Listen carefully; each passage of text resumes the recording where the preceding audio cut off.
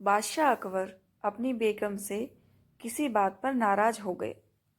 नाराजगी इतनी बढ़ गई कि उन्हें अपने बेगम को मायके जाने को कह दिया। बेगम ने सोचा कि शायद बादशाह ने गुस्से में ऐसा कहा है, इसलिए वे मायके नहीं गईं। जब बादशाह ने देखा कि बेगम अभी तक मायके नहीं गई हैं, तो उन्होंने गुस्से में कहा, तुम अभी तक यहीं हो, गई नहीं? सुबह होते ही अपने मायके चली जाना, वरना अच्छा नहीं होगा। तुम चाहो तो अपनी मनपसंद चीज साथ ले जा सकती हो। बेगम सिसक कर जनान खाने में चली गई। वहां जाकर उसने बीरबल को बुलाया। बीरबल बेगम के सामने पेश हो गया।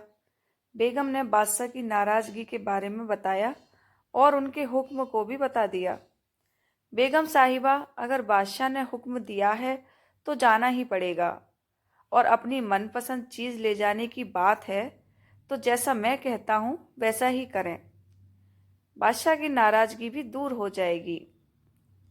बेगम ने बीरबल के कहे अनुसार बादशाह को रात में नींद की दवा दे दी और उन्हें नींद में ही पालकी में डालकर अपने साथ मायके ले आईं और एक सुसज्जित शयन कक्ष में सुला दिया।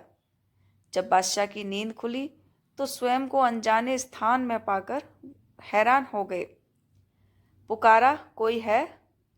उनकी बेगम साहिबा उपस्थित हुईं।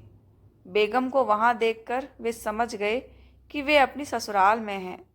उन्होंने गुस्से से पूछा, तुम हमें भी यहाँ ले आई? इतनी बड़ी गुस्ताखी कर डाली।